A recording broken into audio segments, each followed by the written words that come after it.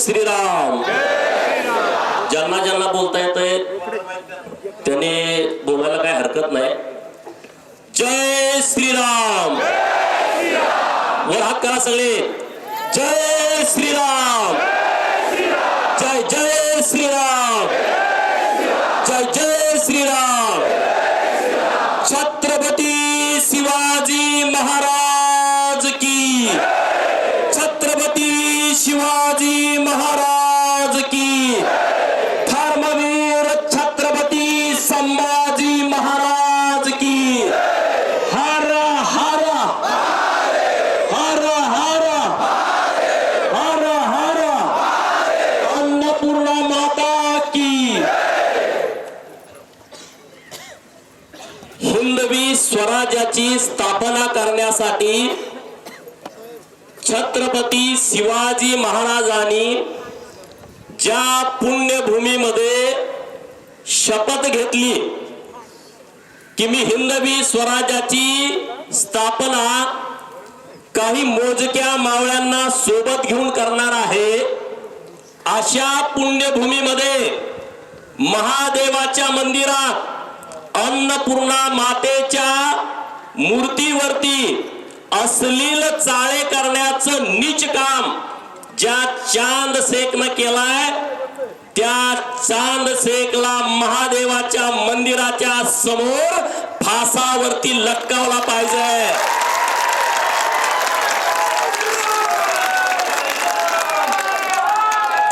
आपण कायद्याच्या देशात राहतो, आपण संविधान मानतो, तर त्याला फासावरती महादेवाच्या समोर लटकावा की जेणेकरून या हिंदुस्थानामध्ये परत कुणाची हिम्मत अशी झाली नाही पाहिजे. ही मागणी करण्यासाठी आपण सकल हिंदू समाज रस्त्यावरती आलाय. अरे किती नीच प्रवृत्ती आहे. आम्ही लव जिहाद ऐकला, आम्ही लँड जिहाद ऐकला, आम्ही मताचा जिहाद ऐकला, वोट जिहाद ऐकला. आज मूर्तीचा जिहाद केला जातोय. हे मोठं षडयंत्र आहे. हे काय नुसतं आलं गेलं असं नाही आहे. हे मोठं षडयंत्र आहे. चांद शेखला तर फासावरती लटकवला जाईल, नाहीतर ठोकला तर जाईल, परंतु त्याच्या माग जे भाटके आहेत का नाही, त्यांना सुद्धा तुम्हाला घरात ओढून तुमच्या सुद्धा ढुंगणाची सालटी काढली जातील.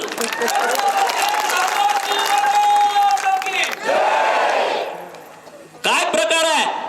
मागच्या 10 दिवसापूर्वी खानापूरमध्ये महादेवाच्या मंदिरामध्ये नंदी महाराजांची शिंग कापली. महाराजांनी आता सांगितलं सातारामध्ये मूर्तीच्या बरोबर. हे कसं काय नवीन प्रकरण सुरू आहे. याच्या अगोदर असं होत नव्हतं. हे आताच का घडायला लागलंय. अरे ही नुसती मूर्तीची विटंबना नाही आहे. अखंड हिंदुस्थानातल्या 100 कोटी हिंदूच्या अस्मितेवरती गदा आणली जाते आहे. अखंड हिंदुस्थानातल्या 100 कोटी हिंदूंच्या भावनेवरती गदा आणली जाते आहे. आणि म्हणून सर्व हिंदू समाजाने एकत्रित आला पाहिजे.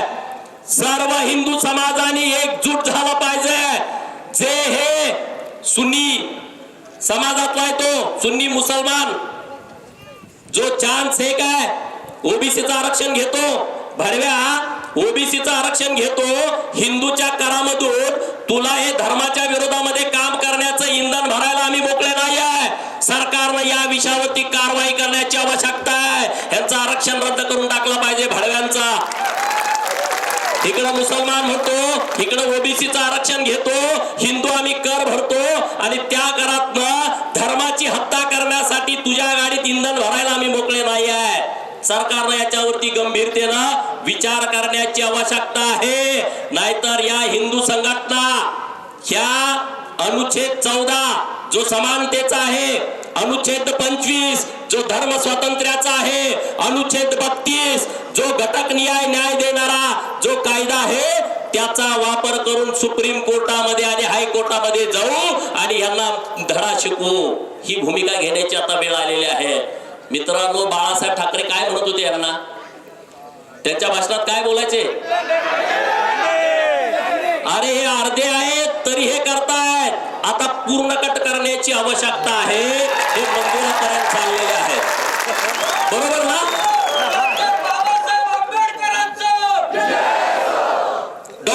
बाबासाहेबांचं संविधान आम्ही मानणारे कार्यकर्ते आहोत. बाबासाहेबांनी या विषयावरती ठाम मत व्यक्त केलं होतं की हे सगळे पाकिस्तानला रेल्वे भरून पाठवा. परंतु तेव्हा ते ऐकलं गेलं नाही.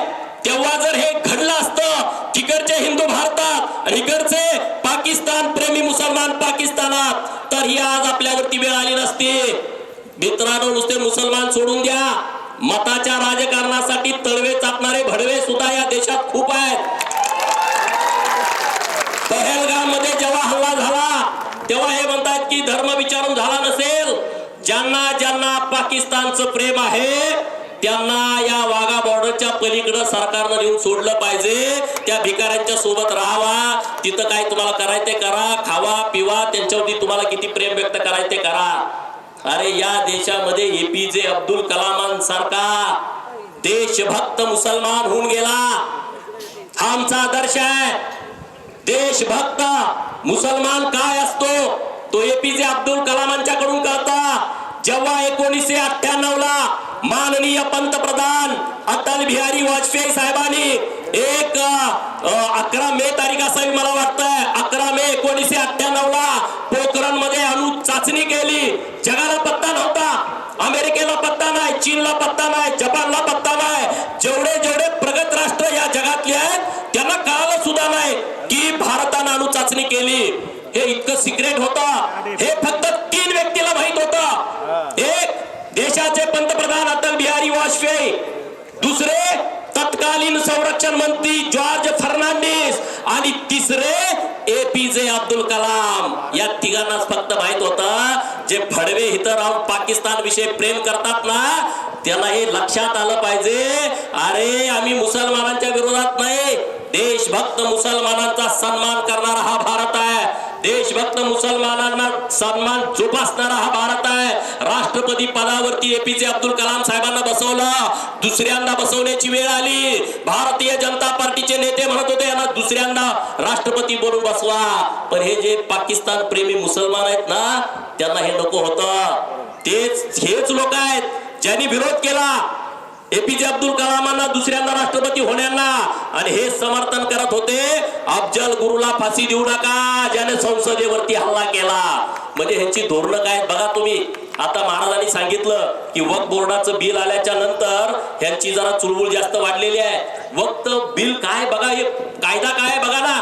या जगामध्ये 57 मुस्लिम राष्ट्र आहेत. आपल्या बाजूला बांगलादेश आहे, आपल्या बाजूला पाकिस्तान आहे, तुर्कस्तान आहे, अफगाणिस्तान आहे, इराण आहे, इराक आहे, तुर्की आहे, असे अनेक राष्ट्र आहेत जिथं असा वक्फचा कायदा नाही आहे की जो कायदा सर्वश्रेष्ठ आहे.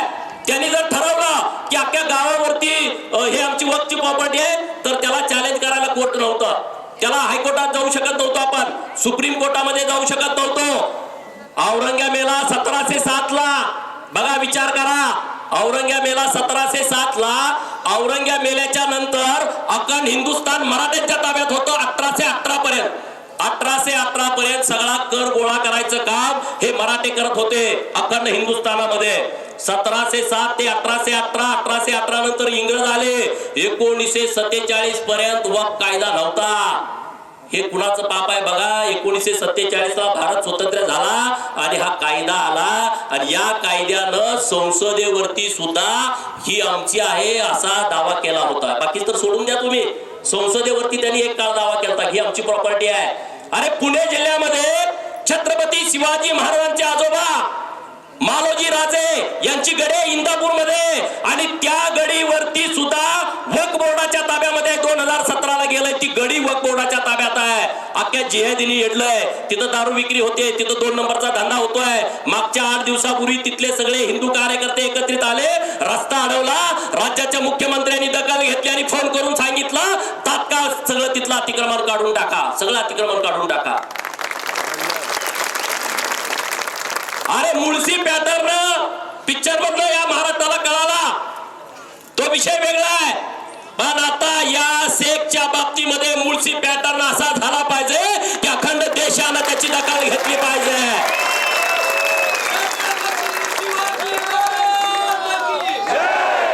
हिंदू धर्माच्या बाबतीमध्ये, हिंदू मंदिरांच्या बाबतीमध्ये, हिंदू देवदेवतांच्या बाबतीमध्ये जर कुणी असं घाणे मुळशी पॅटर्न अखंड देशभर गाजला पाहिजे. गाजला पाहिजे की नाही गाजला पाहिजे सांगा. अरे आपण एक होऊया. आता महाराजांनी सांगितलं की सर्व धर्मांना समान लोक नियंत्रण कायदा आला पाहिजे. माझं तर म्हणणं असं आहे, नुसतं मुसलमानांच्या साठीच आता कायदा आणण्याची आवश्यकता आहे. हम दो हमारे दो मुलं आपण तिथं आता गणितातच नाही. तिथं 4 पोरं असणारे कोण कोण आहे हातवर करा. आहेत का? 5 असणारे करा, 3 असणारे करा. 1 2 आणि 3 आहेत. ते पण 2005 पूर्वीची दिसते त्यांची. 2 आहेत असे किती करा. 1च आहे असे किती करा. बघा, हम दो हमारे दो सरकारनं जो निर्णय घेतला, आम्हाला वाटलं की हे धर्मग्रंथातलं मुख्यच वाक्य आहे आणि त्याचं इतकं तंतोतंत पालन झालेलं आहे. त्यामुळं आता ह्या शेखला 8 भाऊ आहेत. तुम्हाला हे जाऊ दे ना. अरे भडव्या घरात तुला खायला नाही आणि त्याला वाटतं की जन्नत मध्ये गेल्यानंतर 70 अप्सरा मिळते. ह्या वृत्तीनं हे करतोय. त्याला सांगितलं जात आहे ना, तू हे जर काम हिंदूंच्या विरोधामध्ये केलं तर तुला जन्नत मध्ये गेल्यानंतर 70 अप्सरा मिळणार आहे. 70 अप्सरा राहू दे, इथं तुला घरात टमाटो आहे का, तुझ्या बटाटा आहे का? पाकिस्तान विषयी प्रेम आहे तुमचं. पाकिस्तानात 300 रुपये किलो बटाटा आहे, 400 रुपये किलो कांदा आहे. युट्यूब वरती सर्च करून बघा. तिथली लोक म्हणतात की भारतासारखा देश आम्हाला पाहिजे. मुसलमान लोक बोलतायत. तिथली लोक म्हणतायत नरेंद्र मोदी साहेबांसारखा पंतप्रधान पाहिजे. मी म्हणत नाही, तुम्ही गेल्यानंतर युट्यूब वरती सर्च करा. जर पाकिस्तान मधल्या मुसलमानांना कळतंय बलुचिस्तानची जी पंतप्रधान आहे त्यांची तुम्ही मुलाखत ऐका गेल्यानंतर, त्या काय म्हणतात, त्या मुस्लिम आहेत, त्या म्हणतायत भारत माँ आहे. कोण म्हणताय? बलुचिस्तानच्या मुस्लिम पंतप्रधान की भारत माँ आहे. इथल्या मुसलमानांना ते सांगते की तुम्ही नशीबवान आहात की तुम्ही भारतामध्ये राहताय. आणि हितल्याला केळा उठतोय असा, पाकिस्तान हरलं का ह्याचा बाप मेल्यासारखा ह्यो काहीतरी कुरगुड्या करतोय. पाकिस्तान हरल्यानंतर, पाकिस्तान जिंकलं का ह्याचा किडा वळवळतोय, ह्यो लगेच फटाकड्या लावतोय चौकात आणून. पोलिसांना माझी आव्हान आहे, असा जो जो मस्ती करतोय त्याला परत आयुष्यामध्ये पाकिस्तानचं नाव काढलं नाही पाहिजे. अशी त्याला अद्दल घडवा, त्याला ठोकून काढा भडव्याला. भारतामध्ये राहतो, भारतामध्ये जगतो, भारतातलं खातो आणि भारताच्या विरोधामध्ये तू गातो. कसं काय हे चालेल? कसं काय चालेल? जो चाहे अफजल खान उसको भेजो पाकिस्तान. जो चाहे अफजल खान उसको भेजो पाकिस्तान आणि जो चाहे पाकिस्तान उसको भेजो कब्रस्तान. बरोबर ना? बरोबर बरोबर. आता ढिलं पडू नका. मताचं राजकारण करायची वेळ गेली आहे. मला काय काय म्हणले, तू विधानसभेचं गेलं ते विधानसभा सदस्यपद ते मला महत्वाचं नाही. माझा धर्म महत्वाचा आहे, माझा देश महत्वाचा आहे, माझी लोक महत्वाची आहेत. अरे पहलगाम मध्ये गेल्यानंतर त्या हिंदू बांधवांची चूक काय होती? ते पर्यटनाला गेलेत, त्यांनी कुणाची छेड काढली, कुणाच्या विरोधामध्ये बोलले आणि त्यांचा काय प्रकार झाला? हिथं म्हणलं जातंय सर्व धर्म समभाव. अरे सर्व धर्म समभाव ही अपूची गोळी आहे. ते फक्त नुसतं हिंदूंनीच मानायचं का? सर्व धर्म समभाव आम्ही इथून पुढे ते मानणार नाही. तुम्ही तिथं काय विचारलं? प्रत्येक व्यक्तीला काय विचारलं? 2 4 5 दिवस ते आधी सुरू होतं. घोड्यावरती बसलेल्या आपल्या सगळ्या महिलांना पण विचारलं की तुमचा धर्म कुठला आहे? त्या महिलेच्या लक्षात आलं काय विचारतोय? ते म्हणले मुस्लिम आहे. मग तिच्या गळ्यावरती इथं हर हर महादेव लिहिलं होतं, महादेववरती. ते म्हणले हर हर महादेव कसं काय लिहिलंय? म्हणजे सगळी लोक चौकशी करत होती. त्यांनी त्यांना जात विचारली नाही, त्यांनी त्यांना राज्य विचारलं नाही, त्यांनी त्यांना तुमची भाषा कुठली आहे विचारलं नाही. त्यांनी फक्त विचारलं तुम्ही हिंदू आहात की तुम्ही मुसलमान आहात. जे हिंदू आहेत त्यांना गोळ्या झाडल्या. एक कलमा म्हटला, प्राध्यापक हुशार होता, त्याच्यावरती त्यांनी विश्वास ठेवला नाही. त्याचे कपडे काढून बघितले आणि मग त्याला गोळी घातली. हे काम, नीच काम तुम्ही करताय. आणि आता सगळी तारांबळ उडली आहे. 12,000 सैनिकांनी पाकचा राजीनामा दिला भारताला घाबरून. मी म्हणतोय म्हणून नव्हे, तुम्ही युट्यूब वरती सर्च करा. त्यांचा तो प्रमुख तो गायब होता 8-10 दिवस, आता आलाय, लपून बसलाय. तो बिष्णोय आपला म्हणतोय मी तुला ठोकून काढणार. एकदम वाघच आहे तो. ठोकून काढणार म्हणतोय, पाहिजे असं. आता इथं सांगितलं की गावामध्ये आमच्या बेकायदेशीर मशीद बांधली, मदारसे बांधले.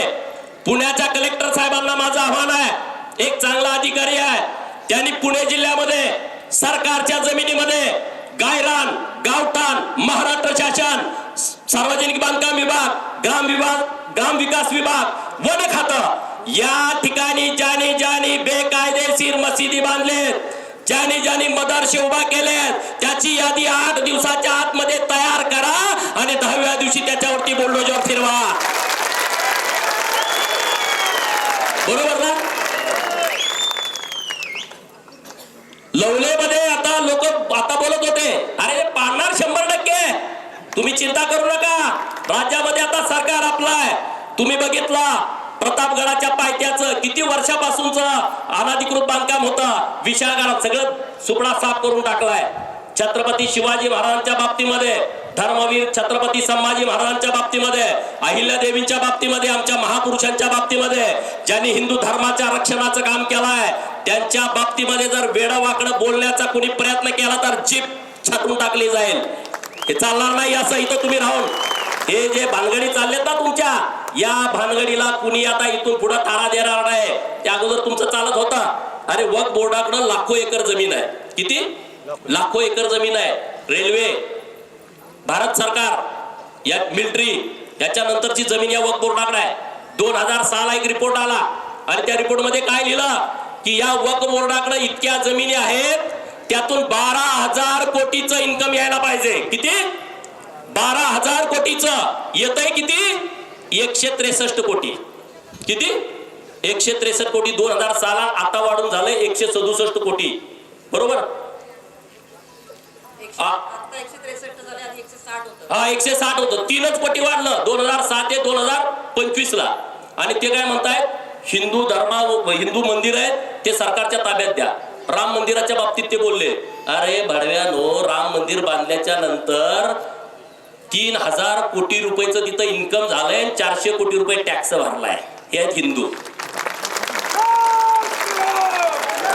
आणि ते मंदिर आहे 5 एकराच्या आतमध्ये आणि तुमच्याकडे लाखो एकर जमीन. आणि म्हणून आता जो नवीन कायदा येतोय त्यामध्ये ह्यांच्या सगळ्या बुडाला आग लागलेली आहे, ह्यांना कापरं भरलेलं आहे. ज्यांना पाकिस्तान विषयी प्रेम आहेत का, हे सगळं चालू आहे मताच्या साठी, त्यांना आपण ठोकून काढलं पाहिजे मित्रांनो. ही ठोकून काढण्याची वेळ आलेली आहे. ही अवस्था तशी आहे. आणि त्यामुळं इथून पुढच्या काळामध्ये हिंदू समाजाने सर्वांनी एकत्रित येण्याची आवश्यकता आहे. लव जिहादच्या किती घटना घडतायत, प्रचंड घटना घडतायत. आपल्या मुलीपर्यंत ट्रॅप लावलेला आहे त्यांनी. 8-10 पोरं मागे सोडलेले. फेसबुक, इंस्टा, ट्विटर, हे प्लॅनिंग आहे. आता मी पुण्यात आलो, पुण्यातली मुलं माझ्या सोबत आहेत. पुण्यामध्ये काय काय दुकान आहेत, 500 रुपयाला ड्रेस मिळतो तर 300 ला देतात. आपल्या मुलीची झुंबड पडते. 100 मुली आल्या का त्यातल्या 2-4 मुली 100% त्यांच्या शिकार होतात. नियोजनबद्ध, प्लॅनिंगबद्ध फेसबुकवरती फोटो टाकते. जीन्स, बोट, गाडी, ती त्याची नाही जीन्स, त्याला कोणतरी उसनी देत आहे. त्याची गाडी नाही आहे, ती कुणाची तरी घेऊन येत आहे, फोटो टाकताय. आणि आपल्या मुलींना माझे हात जोडून विनंती आहे, तुमच्या पाया पडतो, तुमचे मित्र कोण आहेत बघा, व्हॉट्सअप ग्रुप वरती कोण आहेत बघा, फेसबुक वरती तुमचे मित्र आहेत कोण आहेत बघा, कॉलेजमध्ये तुमच्या मित्र कोण आहेत, मैत्रिणी कोण आहेत. आणि आपल्या आई वडिलांना विनंती आहे, त्यांच्यावरती लक्ष द्या. त्यांना बरोबर त्या षडयंत्रात अडकवलं जात आहे. आणि एकदा अडकवलं,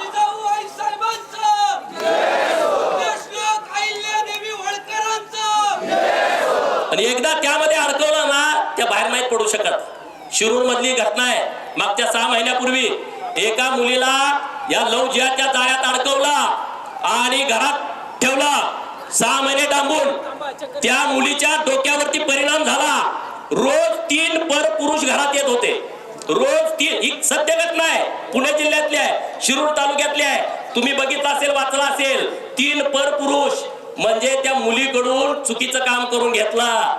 बिचारी कुठं जाऊ शकत नव्हती. हे आमचे हिंदू संघटनेचे कार्यकर्ते, त्यांनी 3-4 महिने वेळ देऊन त्या मुलीला शोधून काढलं. आणि त्या फ्लॅट मध्ये जेव्हा गेले, तो व्हिडिओ बघा, त्या मुलगी बुरखा घातलेली होती. तिला काहीच कळना, काय बोलावं, काय सांगावं, काही कळना.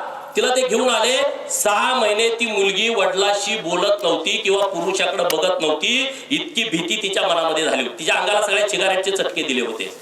सिगारेटचे चटके दिले होते तिच्या अंगाला. ही इथली घटना आहे आपल्या पुणे जिल्ह्यातली. अशा घटना गावागावात घडतायत. आपल्या घरापर्यंत ही सगळी लोक येऊ शकतायत आणि म्हणून तमाम हिंदू बांधवांनी एकत्रित झालं पाहिजे. धर्मांतरणाचा विषय मोठ्या प्रमाणात सुरू आहे. धर्मांतरण मोठ्या प्रमाणात सुरू आहे. अरे धर्मवीर छत्रपती संभाजी महाराजांचं उदाहरण आपल्या समोर आहे की धर्मवीर छत्रपती संभाजी महाराजांना औरंगजेब बोलला होता की तुम्ही नुसतं धर्मांतरण करा, आम्ही तुमच्या मनासारखं करतो. पण धर्मवीर छत्रपती संभाजी महाराज झुकले नाहीत. ते म्हणले तुला काय करायचे कर, पण मी धर्म सोडत नाही. म्हणून आपण हिंदू म्हणून राहिलो. संभाजी राजांनी जर निर्णय वेगळा घेतला असता तर आज तुमची माझी अवस्था काय झाली असती. तुम्ही विचार करा ना या बाबतीमध्ये. तुम्ही या सगळ्या गोष्टीचा विचार करा आणि हे हिंदुत्वादी कार्यकर्ते त्यांच्या पाठीशी ठामपणे उभं राहावा. अरे गोहत्या कायदा केला सरकारनं एवढा मोठा आणि तरी सुद्धा गोहत्या सुरू आहेत. आमची पोरं गेल्यानंतर त्यांच्यावरती अटॅक होतो. इथून पुढे गोरक्षकाच्या बाबतीमध्ये जर कुणी हात उचलण्याचा प्रयत्न केला तर त्याचे हात कलम केले जातील. ही भूमिका आपली सगळ्यांची असली पाहिजे. ही ताकद आपली असली पाहिजे सगळ्यांची. आज महाराष्ट्रातलं आणि देशातलं पूर्णपणे लक्ष हे काश्मीरकडे आहे. हे पूर्ण लक्ष पाकिस्तानकडे आहे आणि जगातल्या बऱ्यापैकी राष्ट्रांनी भारताला पाठिंबा दिला आहे. आणि या मुळशीच्या प्रकरणाकडे अख्खं हिंदुस्थान बघताय की या चांद शेखनं जे प्रकरण केलंय हे अरे बहिणीलाही सोडत नाहीत. हे कशा पद्धतीने वागतात तुम्हाला माहित आहे. अरे आमच्या अन्नपूर्णा मातेशी तू छेड काढतोय, मग तुझ्या आईशी छेड काढण्याचा हा प्रकार आहे. परंतु तुला इथून पुढच्या काळामध्ये आम्ही या विषयामध्ये सोडणार नाही. तुला संविधानाच्या माध्यमातून तर कारवाई होईल, पण जर तू त्यातून जर सुटला तर तुला हिंदुत्वादी कार्यकर्ते ठोकल्याशिवाय राहणार नाहीत. हेच मला या निमित्तानं सांगायचं आहे. आणि तुम्ही सगळेजण इतक्या उन्हामध्ये, हिंदू तर सगळेच आहेत हो, पण ज्याला कळतंय, ज्याला माहित आहे माझा धर्म अडचणीत आलाय, ज्याला माहित आहे देशासाठी बाहेर पडायला लागतंय, तेवढेच हिंदू रस्त्यावरती आलेले आहेत. बाकीचे कामात धामात आहेत. त्यांना पण समजावून सांगण्याची आवश्यकता आहे. बाबा आपल्या आयुष्यातला वेळ हा आपल्या धर्मासाठी, देशासाठी आणि आपली पुढची पिढी वाचवण्याच्या दृष्टिकोनातून आपण वेळ दिला पाहिजे. सरकारला माझं आव्हान आहे की प्रत्येक हिंदू मंदिरामध्ये सीसीटीव्ही कंपल्सरी बसवला पाहिजे आणि प्रत्येक गावामध्ये हिंदू रक्षक दल निर्माण केलं पाहिजे की त्याचं या सगळ्या गोष्टीवरती लक्ष असायला पाहिजे. सरकारनंच ही भूमिका घेतली पाहिजे. प्रत्येक ठिकाणी गावागावामध्ये हिंदू रक्षक दल बसवण्याची आवश्यकता आहे. हे मौलाना बाहेर नेत आहेत, कुठले आहेत माहित नाही. अरे काय भानगड आहे. तुम्ही डायरेक्ट येऊन इथं राहता.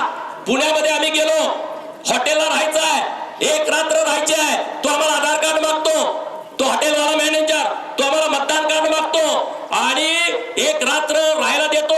अरे हे रोहिंगे, हे बांगलादेशी, हे पाकिस्तानी आणि हे इकडून तिकडून आलेले मुसलमान. अरे तुम्हाला या भारतामध्ये राहता ही तुमच्या बापाची प्रॉपर्टी आहे का? इथं तुम्ही राहताय, इथं तुम्ही काही चुकीच्या पद्धतीची कृत्य करताय. आणि म्हणून पोलिसांना आव्हान आहे की त्यांनी कोम्बिंग ऑपरेशन करावं. शुक्रवारी करा ना, नमाजाच्या दिवशी सगळे एका जागेवरती तुम्हाला सापडतील. त्यांचे आधार कार्ड चेक करा, त्यांचे आधार कार्ड चेक करा, त्यांचं मतदान कार्ड चेक करा आणि जे भडवे बाहेरचे आहेत त्यांना बाहेर हाकलून द्या. असे जवळपास कितीतरी संख्या त्याची आहे की हे सगळे इथं घुसलेले आहेत, गावागावात आलेले आहेत. मशिदीमध्ये इथल्या लोकांनी ठराव घेतला कोर्टच्या की बाहेरच्या कुणी नमाज पडायला यायचं नाही. दुपारी हे कृत्य घडलंय. कसं काय घडलं? सकाळी 11 वाजता ग्रामसभा होते, ग्रामसभेमध्ये ठरताय की यांनी इथं यायचं नाही आणि दुपारी हा कृत्य करताय. काय चुकीचं आहे लोकांचं? गावातले तुम्ही तिथं पडा ना, बाहेरचे येऊन तिथं पडताय, दहशत माजवताय, दादागिरी करताय, भानगडी करताय. हे इथून पुढच्या काळामध्ये खपून घेतला जाणार नाही आणि महाराष्ट्राच्या समोर मुळशीकरांनी एक आदर्श घालून या प्रकरणात द्यावा असं एक तुम्हाला आवाहन करतो आणि थांबतो. साठे स्कूल प्री प्रायमरी पासूनच करून घेतं फाउंडेशन पक्क करण्याची तयारी. म्हणूनच साठे शिक्षण समूहाच्या कित्येक विद्यार्थ्यांनी घेतलीये करिअर मध्ये उंच भरारी.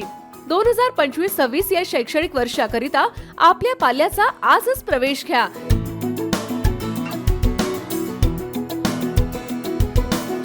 प्रवेशासाठी पत्ता Shri park society, Balaji hospital समोर, खराडी बायपास, पुणे 14. संपर्क क्रमांक 9372619453 किंवा 9372619483 किंवा 9372619484. फाउंडेशन उत्तम, प्रगती सर्वोत्तम. साठे फाउंडेशन, नो टेन्शन.